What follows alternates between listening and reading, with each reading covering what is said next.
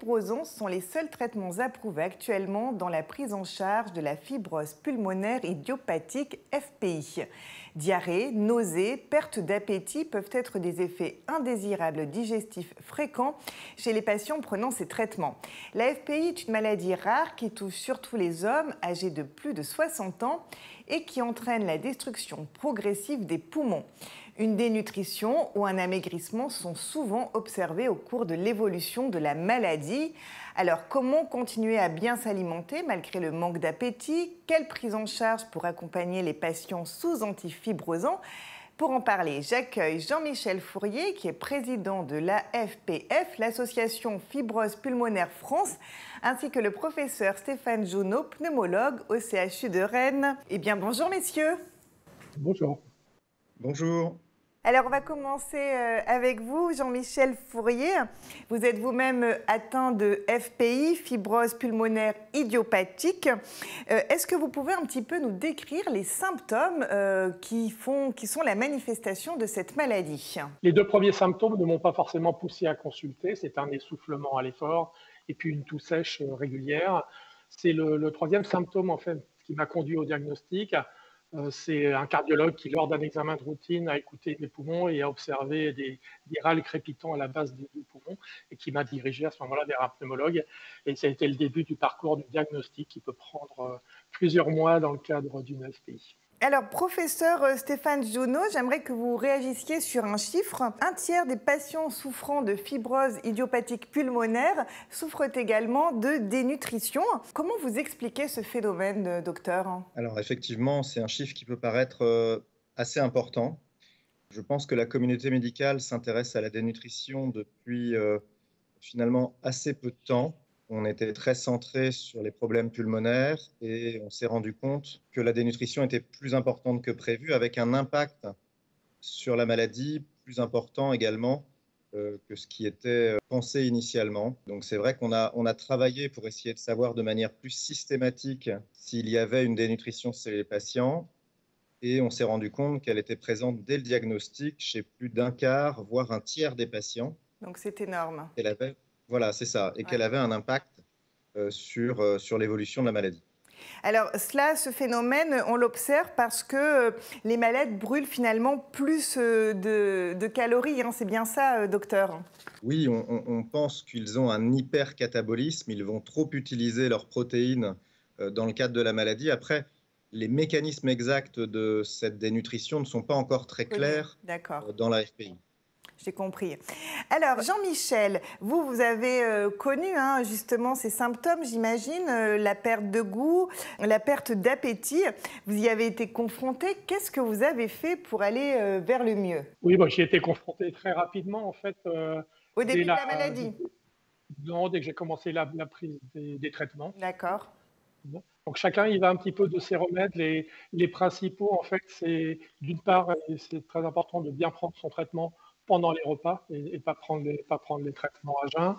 Ensuite, éviter de les prendre avant un effort physique important. Éliminer tout ce qui facilite le transit, bien sûr, puisque c'est souvent associé à des diarrhées, donc tout ce qui est fibres, les fruits crus, etc.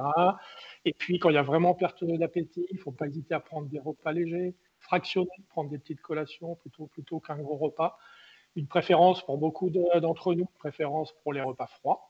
D'accord. Et puis, je dirais quand vraiment on n'a pas d'appétit du tout, c'est essayer, pour manger un petit peu, de privilégier les protéines pour éviter la perte de masse musculaire. Alors, professeur, donc la nutrition, elle est indispensable aussi pour accompagner la prise de ces antifibrosants. Vous avez également écrit un livre, justement, le cookbook, pour accompagner les patients. Il semblerait que l'on préconise en tout cas des régimes en acides gras dans la prise en charge de cette maladie. Est-ce que vous confirmez? Quels sont les bons conseils nutritionnels? Jean-Michel nous en a donné quelques-uns, mais vous allez pouvoir étayer. Oui, tout à fait.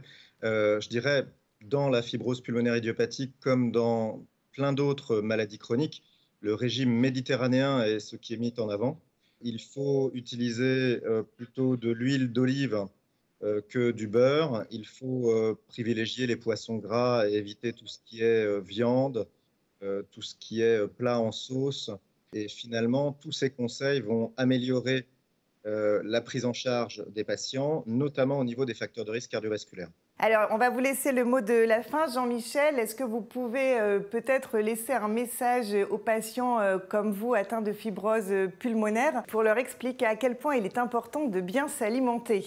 Oui, alors vous l'avez compris, la perte d'appétit, mais aussi la fatigue et la perte de masse musculaire, en fait, limitent très vite notre capacité à, même dans les gestes de la vie quotidienne. Donc c'est pour ça que le manger sain est extrêmement important.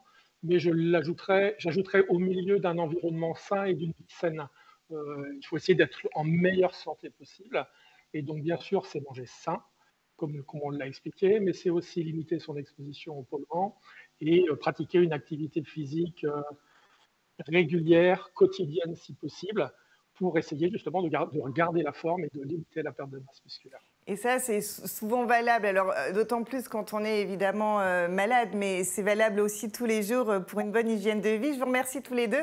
Je vous propose de rester encore quelques minutes avec moi pour passer maintenant aux questions de nos internautes. Alors, première question, comment prévenir les complications de la diarrhée liées au traitement de la fibrose pulmonaire idiopathique? Il est vrai qu'on en a un petit peu parlé, mais qu'on n'a pas étayé le sujet. Comment faire peut-être, professeur, vous allez nous dire? Oui, donc la diarrhée, effectivement, c'est quelque chose d'assez fréquent avec les traitements antifibrosants.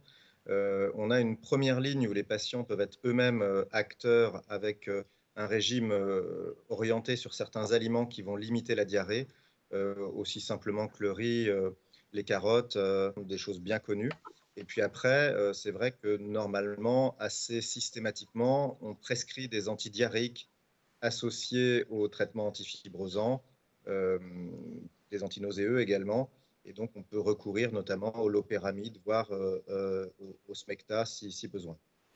Alors, on a parlé d'alimentation, on n'a pas parlé du fait de boire. Est-ce qu'il y a un conseil particulier là-dessus, Jean-Michel? Peut-être que vous allez pouvoir me répondre. Est-ce qu'il faut plutôt boire avant, pendant, après les repas? En tout cas, est-ce qu'il y a un impact là-dessus? Alors, le quand, le pendant, après, je ne saurais pas vous répondre. Ce qui est clair, c'est qu'il faut boire beaucoup. Et comme je le disais aussi, faire attention de ne pas boire n'importe quoi, d'éviter tout ce qui facilite le transit. Il faut faire attention aux boissons light, par exemple, qui peuvent faciliter le transit. Après, on boit beaucoup aussi, et on en a besoin quand on a une FPI, parce qu'on tousse. On a une toux sèche qui vient très rapidement. Donc, on boit, en fait, on a souvent une petite bouteille d'eau à côté de la main pour boire quelques gorgées d'eau très régulièrement. Alors, on rappelle que l'eau est la seule boisson indispensable. Alors, pour finir, vous avez parlé d'activité physique. Alors, je vais laisser l'un ou l'autre réagir. Est-ce que cette activité physique, dans le cadre de cette maladie, elle doit être adaptée? La meilleure activité physique adaptée est celle qui est, je dirais, orientée par la réalisation d'une épreuve d'effort respiratoire qui se fait généralement dans des structures hospitalières et on va mesurer le rythme cardiaque, la fonction respiratoire sur un effort maximal et qui va permettre de donner des consignes pour les kinésithérapeutes qui vont pouvoir réentraîner le patient. Le réentraînement pouvant ensuite être fait à domicile par le patient lui-même, qui lui aussi va être acteur, encore une fois, de la prise en charge de sa maladie. Très important. Merci infiniment, professeur Genot. Merci infiniment, Jean-Michel Fourier, d'être venu. Au revoir, merci. Merci, au revoir. Merci à vous tous de nous avoir suivis. Je vous dis à très vite pour de nouvelles expertises santé.